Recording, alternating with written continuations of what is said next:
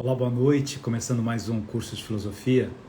Hoje nós vamos falar sobre a raiz da mentira. Na semana passada nós falamos sobre a vergonha, né? Sobre a dor que a gente sente, a dor de sentir vergonha. E eu disse a vocês que pegando, né, esse conceito da vergonha, a gente podia chegar na mentira, nos males da mentira e na raiz que gera a mentira. E eu queria tratar com vocês a perspectiva da mentira, não na perspectiva política, né, da fake news, da pós-verdade, que são temas, inclusive, que nós já tratamos aqui, né, já fizemos algumas lives sobre isso. Eu queria uma questão filosófica da mentira um pouco mais profunda. Não é aquele mentiroso que utiliza do que é incorreto, né? Sócrates dizia que algumas pessoas elas pensam uma coisa e dizem outra coisa, exatamente para confundir o seu interlocutor. Não é esse tipo de mentira que eu queria tratar com vocês. Eu queria tratar de uma mentira mais ligada às nossas feridas narcísicas, aos nossos medos, à nossa vergonha, às nossas dores constantes e à nossa necessidade de receber aplauso do outro. É interessante que há alguns estudos que dizem que a mentira no homem vem desde o descobrimento do neocórtex. O neocórtex é uma parte que os mamíferos têm e que nos seres humanos é muito sofisticado e que nos leva a elaborar a linguagem, traduzir sentimentos, né? Vejam, é interessante que se a gente pensasse um pouco na lógica do nosso cérebro, nós deveríamos falar a verdade, não a mentira, porque é mais fácil falar a verdade, é mais rápido falar a verdade, é mais objetivo falar a verdade, porque a verdade é aquilo que você sabe. Se você viveu, né? Você estava ali naquele dia? Sim, estava. Ou não, não estava. Isso é rápido. Se eu estava e não quero que as pessoas fiquem sabendo, eu preciso elaborar muito para contar uma mentira. Então não é o natural. O natural é que eu seja verdadeiro, que eu dê a resposta verdadeira que há dentro de mim, para tranquilizar, inclusive, qualquer outro problema dentro de mim mesmo. Senão eu tenho que buscar justificativa para isso.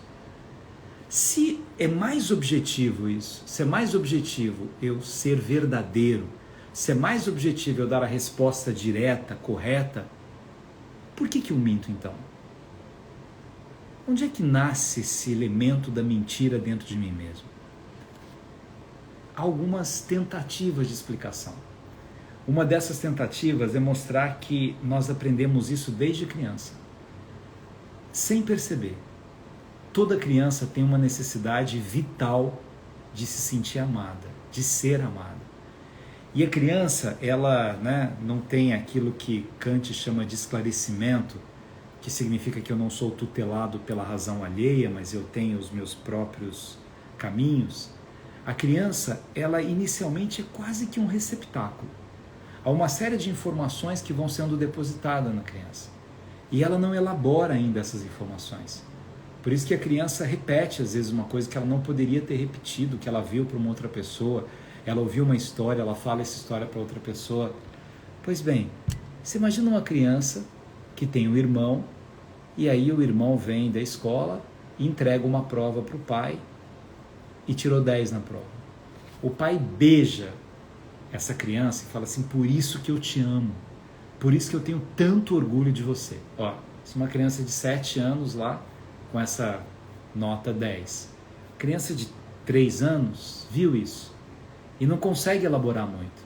Mas dentro dela surge um sinalzinho que diz assim, para eu ser amado pelo meu pai, eu tenho que tirar a nota 10. E ela vai para a escola. E no momento das notas, ela tirou 7, 8. Mas ela talvez nem se lembre disso, mas ficou dentro dela disso. Para eu ser amado pelo meu pai, eu tenho que tirar 10. Aí o pai fala assim, e aí, quanto tirou na prova? 10. E é mentira. Eu falo assim, mas por que ela precisava mentir? Não é que ela precisasse mentir. As sinapses de uma criança estão abertas. E tudo isso vai entrando dentro delas. Por isso que os preconceitos também vêm muito de infância. Ele estrutura a minha mente. Eu estou vendo a maneira com que meu pai e minha mãe tratam a pessoa que trabalha na minha casa. eu tenho uma tendência de reproduzir aquele comportamento. Eu mudo o comportamento se eu tiver outras informações que eu vi em outros lugares. Meu pai trata mal, mas na escola eu aprendi que não se trata mal. Então eu tenho mais um momento para elaborar aquilo que há dentro de mim. Mas esses receptáculos, eles vão fazendo com que a gente, ao buscar esse ponto do amor, eu reproduza isso. Eu conte uma história que não é verdadeira. Clarice Lispector tem uma frase que diz assim: tenho visto pessoas demais, falado demais, dito mentiras. Tenho sido muito gentil. Agora vamos lá, vamos pegar esse elemento da criança e trazer aqui para Clarice.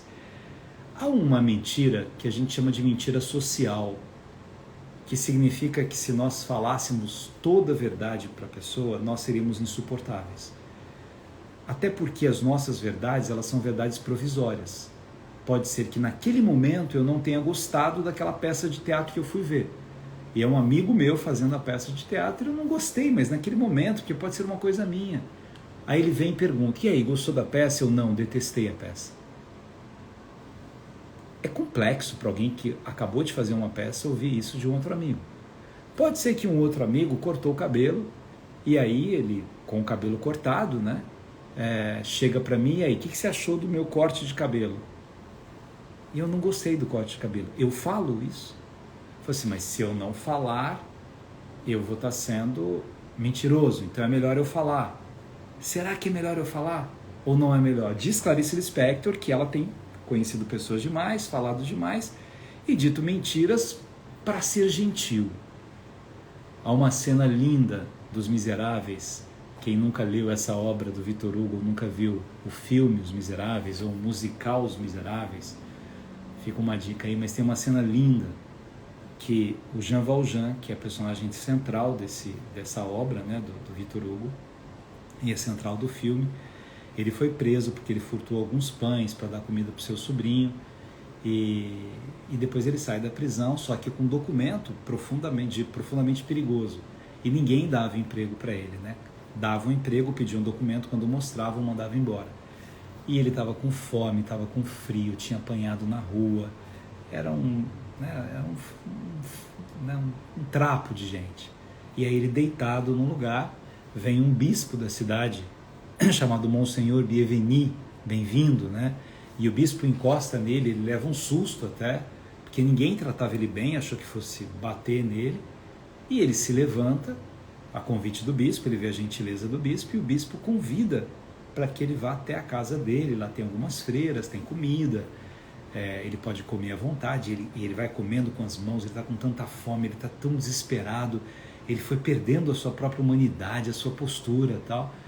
E aí o bispo oferece um quarto, uma cama quentinha para ele dormir, ele estava na rua, e ele vai até lá, né, dormir nessa cama, e durante a noite ele acorda, e com todo o sofrimento que ele teve na vida, com todos os traumas que ele tinha, ele pega uns castiçais e furta o bispo, né? Ele vai levar coisas que eram do bispo, justamente daquela pessoa que fez tanto bem para ele.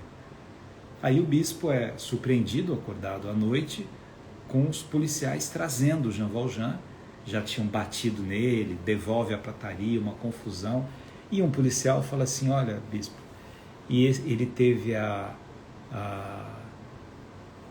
pretensão, a loucura de dizer que o senhor deu isso de presente para ele. Mas está aqui esse ladrão. O bispo sabia que se ele confirmasse, o Jean Valjean agora seria morto, pena de morte, porque era reincidente, né? E alguém considerado profundamente perigoso, porque afinal furtou alguns pães. O que o bispo faz naquele momento? Ele olha para o policial e diz assim: olha, você cumpriu o seu trabalho, você não sabia, mas de fato eu dei de presente para ele. O bispo mente. O bispo diverge da verdade. Para quê? Para salvar a vida de uma pessoa. É interessante que na visão aristotélica, nesse caso, quando é para você amenizar um problema maior, nunca para exagerar, você pode divergir da verdade. O exemplo que Aristóteles dá é: imagina um pai que está embriagado dizendo que vai matar um filho. E aí a mãe diz que o filho está viajando, até o pai se acalmar. A mãe mentiu, ela divergiu da verdade. Mas aqui a gente está dizendo de um elemento que tem algo maior. Só que nos nossos cotidianos a gente não mente para isso. A gente mente porque a gente quer a aprovação do outro, a gente quer o aplauso do outro, a gente quer o reconhecimento do outro. E às vezes, nós mentimos tanto que a gente constrói dentro da nossa mente um filme. De tanto que eu contei aquela história mentirosa. Por que eu contei essa história mentirosa? Para ser amado pelos meus filhos. Imagina o seguinte, eu tenho filhos que vão para a escola e aí eu quero contar para os meus filhos que eu fui o melhor aluno de todos os tempos na escola em que eu estudei. Por que eu faço isso? Se é mentira. Não, é importante porque os meus filhos vão se inspirar em mim e como eles não vão saber a verdade, se eu contar essa história, eles vão acabar fazendo isso e vai ser muito bom para eles, tal, né? Mas é mentira. Imagina um filho depois de algum tempo naquela escola, vem alguém que fala, fui professor do seu pai.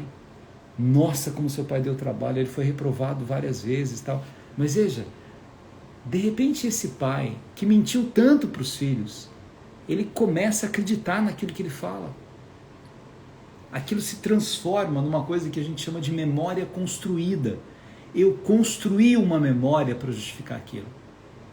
Isso vale para as relações de amor. De repente, eu crio uma história para justificar as coisas que eu faço numa história de amor. Imagina, larguei da minha mulher, falei horrores dela, falei mal dela para todo mundo, falei, enfim, do gênio, do temperamento, do que ela era, tal, mentindo. Eu tinha que criar uma história para justificar aquilo. Bem, agora voltei para minha mulher. O que eu faço? Falo que eu tinha mentido antes, minto agora quando eu vou dizer isso. Olha como isso não é o normal da dimensão social. Quanto mais eu vou criando narrativas mentirosas, e às vezes para mim mesmo. Às vezes eu tenho umas projeções, as redes sociais nos levam a isso. A televisão às vezes nos leva a isso. A pessoa está vendo alguém, um apresentador de televisão, e cisma que aquele alguém é apaixonado por ela. Mandou uma mensagem, outro curtiu a mensagem, ela está interessado em mim. E aí eu começo a contar uma história para mim mesmo. E eu vou criando um filme dentro de mim mesmo para me sentir amado. É compreensível a história do se sentir amado. Uma das grandes características que nós, seres humanos, temos é a carência. Todos nós desenvolvemos dentro de nós uma carência profunda, nós carecemos do outro. A gente carece de atenção, a gente carece de amor, a gente não quer ser trocado, a gente não quer ser deixado de lado, a gente quer ser envolvido, quer ser acolhido, quer ser amado. E quando não dá certo, aí eu tenho que inventar uma história para o outro e às vezes para mim mesmo. Mas não é muito mais bonito eu ter uma consciência das minhas imperfeições? Voltando até ao exemplo do pai que disse para os filhos que era o melhor aluno e que não era. Não é mais humano eu falar para os meus filhos, olha, infelizmente eu não aproveitei a escola como eu poderia ter aproveitado, mas eu aprendi com isso e eu queria muito que vocês aprendessem também. Não é muito mais humano, né? A minha mulher largou de mim, não fui eu que larguei dela. E eu contar a história real, eu ainda amo a minha mulher, mas ela não me ama mais. E contar a história real para mim. Eu fico às vezes pensando assim, mas será que ela está pensando em mim? Ué, mas ela já está com outro. Sim, mas ela está com outro, mas pode estar pensando em mim. Ela está com outro, mas talvez em algum momento ela largue o outro para voltar para mim. Ela está com outro, mas ela não gosta do... E aí eu vou criando uma fantasia dentro da minha cabeça que não é real. Não é real essa fantasia. Eu preciso ter essa compreensão de que é melhor eu ter essa visão da minha falibilidade, da minha imperfeição, dos momentos complexos que há dentro da minha vida, e não bancar, Cris, a heroína ou o herói. Eu não tenho que ser o herói, eu não tenho que ser herói para o meu filho, eu não tenho que ser herói para mim mesmo. Eu tenho que dizer para mim mesmo que talvez eu não dê conta disso, né? Quantas vezes em histórias toda complicada, eu ouço, né? Eu acho que eu sou um bom ouvinte, e eu ouço amigos, amigas em situações dolorosas, né, de fim de relacionamento, e aquela dor imensa. Eu falo, o que eu faço? Vive essa dor. Ah, mas eu não sei se eu ligo para ela, se Melhor é não ligar, mas se não aguenta, liga. Se isso vai voltar a doer tudo de novo, né? É ferida. Está cicatrizando, você mexe, mas não se cobre um heroísmo desnecessário da sua história. É o que eu dou conta naquele momento. É o que eu tenho condições de desenvolver. Mas seja verdadeiro. Tem gente que nas histórias de amor gosta de jogar, né? Não, é melhor jogar, eu não posso dizer para o outro que eu estou sentindo isso, porque ele é tão estranho que se eu contar e ele vai ficar e não sei o quê. Se o outro é estranho, não fique com o outro. Se eu tem que jogar com a pessoa que você ama, é algo muito estranho isso. Eu me lembro que quando eu tinha programa de televisão, e eu recebia uns e-mails, né, e a produção pegava os e-mails e tinha uma pessoa que seguia, que via os programas, que ficava dizendo coisas assim para mim, né? Hoje usa camisa azul, por exemplo, né? Se você me ama, usa a camisa azul, né? E de repente eu estava de azul no programa, mas nem tinha lido o e-mail, né? Quem lia era a produção, depois que eles mostravam. E aí, imagina que esse dia falou, hoje use camisa azul, e eu estava com camisa branca. Ela falou assim, danadinho, né? Colocou a camisa branca só para me surpreender, né? E eu ficava pensando assim, falei assim, será que a gente cria, né, uma realidade tão fantasiosa a ponto de eu achar que alguém vai viver aquela vida, que nem me conhece, nunca tive com ela, e aí ela vai construir a vida dela a partir daquelas mensagens que eu mandei no e-mail para fazer isso ou aquilo? Essa história das pessoas que se aproximam, né, das outras e começam a criar uma narrativa, porque é essa mentira que é a mentira crucial, é a mentira fulcral dessa necessidade que eu tenho de ser amado, que vem da minha infância, que faz com que eu tenha uma relação toda conflituosa, né? Isso é bom a gente falar para os pais que estão aqui acompanhando, porque as crianças, elas precisam estabelecer vínculos desde sempre, e vínculos verdadeiros. As ausências na vida de uma criança cobram um preço muito alto depois. Arrumar essa cabeça depois, porque naquele momento ela não se sentiu amada como ela deveria se sentir amada. E não é que o pai ou a mãe façam isso por mal. Os pais, quando comparam os filhos, não fazem isso por mal. Fazem por uma desatenção. Fazem por não saber que não se compara uma pessoa com a outra. Fazem porque não sabem, né, a dor daquele peso que é a vida toda eu querer fazer alguma coisa para mostrar que eu sou bom, para mostrar que eu existo. E aí eu vou mentindo para isso. Aí eu falo para vocês, semana que vem eu vou dar uma palestra na Bahia, segunda-feira. Muito feliz com isso, terça-feira, aliás, as palestras estão voltando. Semana passada foi em São Bernardo, foi lindo, né? Aí eu digo assim para vocês, nossa, dei uma palestra em São Bernardo, tinham 3.000 pessoas. Por que eu falei isso? E não tinham 200 pessoas, eram uns 200 professores ali de uma escola tal. Não é lindo você dar uma palestra para 200 pessoas, mas por que eu precisei falar? Tinham 3.000 pessoas lá para ser amado. Você diz, nossa, que incrível, ele deu uma palestra para 3.000. Mas que diferença faz? Por que eu tenho que colocar uma narrativa na minha vida que não é verdadeira? Não é mais bonito eu construir vínculos verdadeiros, eu contar histórias verdadeiras?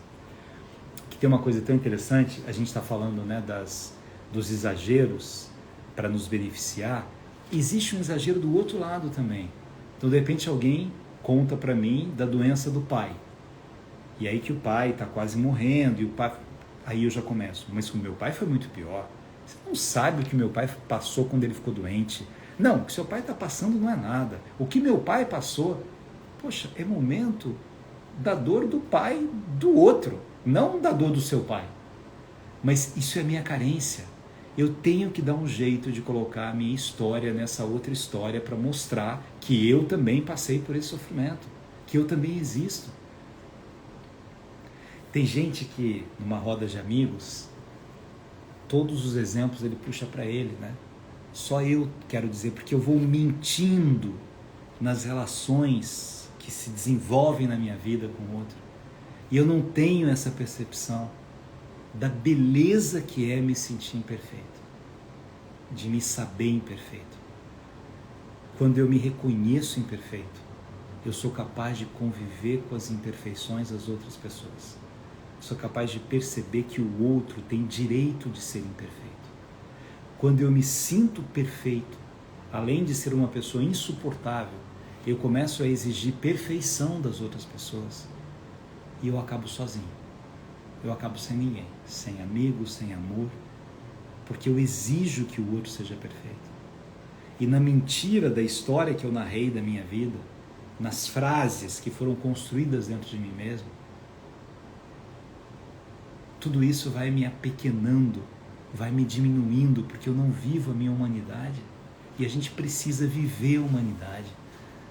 Eu não sei se vocês viram hoje uma matéria, eu coloquei até no Twitter, acho que eu coloquei no Insta também, de um fotógrafo, né, de 80 e poucos anos na França, que ele tinha o costume de caminhar, né, um fotógrafo suíço que mora em Paris, e ele o costume de caminhar perto da casa dele à noite, e assim, um lugar de, né, restaurantes, bares, movimentado, e aí ele vai e cai, e fica 8 horas caído, e ninguém vê aquele homem caído.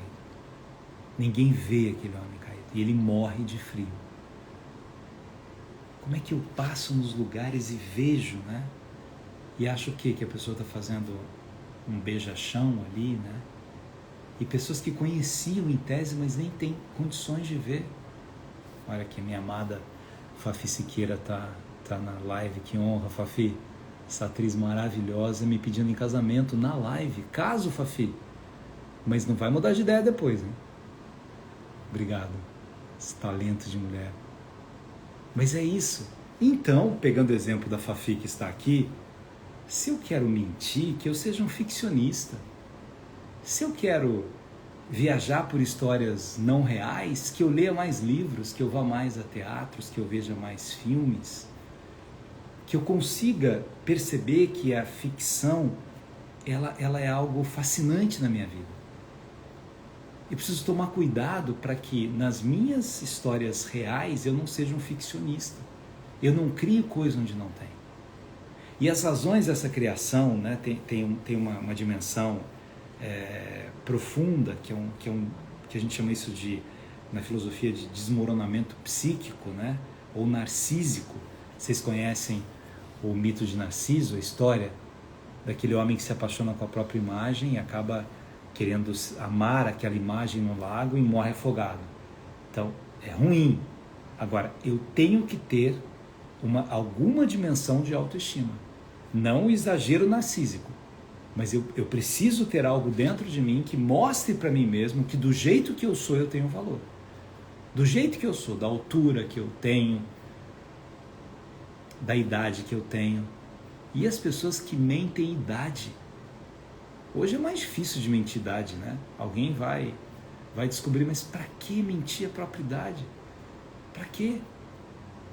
Ah, mas é duro falar já tenho 60 anos, é duro falar tenho 70 anos, é duro. A outra opção, além disso, é morrer. Se você está vivo é porque você viveu essas experiências todas, você passou por tudo isso e chegou até aqui. E eu preciso celebrar isso, celebrar a idade que eu tenho. A gente não devia mentir nada, né? Nem mentir peso, nem mentir dinheiro que tem, coisa que criança faz. Criança vê a outra falando do dinheiro do pai, e não é que a criança seja uma mentirosa, mas ela viu que alguém se surpreendeu com o fato daquela outra criança ser rica. Então ela, a criança, vai inventar uma história do dinheiro do pai para também ser amada, para também receber isso. E por quê? Me lembro de uma história aqui, de um romance, em que um menino ia para a escola e ele falava da mãe. A mãe acordava todos os dias e ela elegantemente ia para o café da manhã, né? Penteada, arrumada, era o que o menino dizia na escola. E na verdade a mãe, ela acordava todos os dias, como ela bebia demais, ela já ia com vinho na mão, com uma bebida na mão, com um cigarro na mão e toda atrapalhada. E o menino tinha aquela cena verdadeira da mãe. Mas como é que ele ia dizer isso para as pessoas? Como é que ele ia contar a mãe real que ele tinha? Ele, menino, criança, achava que se ele contasse essa história real, ele não seria aceito por aquele grupo, ele não seria amado. Então ele cria uma coisa. Assim, a gente busca vínculos intersubjetivos, vínculos na relação com outras pessoas. E o estabelecimento desses vínculos, eles serão muito mais firmes, mais consistentes, se nós não usarmos máscaras. As mentiras são máscaras, só que elas deformam a nossa face. A gente mente tanto que chega um dia que você vai tirar aquela máscara e não sabe mais o que é a sua máscara, o que é a sua face. E você vai contando histórias imaginárias sempre para se sentir amado. Minha gente, isso é um desmoronamento da autoestima. É como se eu olhasse para mim mesmo e pensasse assim, mas eu queria ser uma outra pessoa. Eu queria construir um filme da minha vida completamente diferente do meu filme real.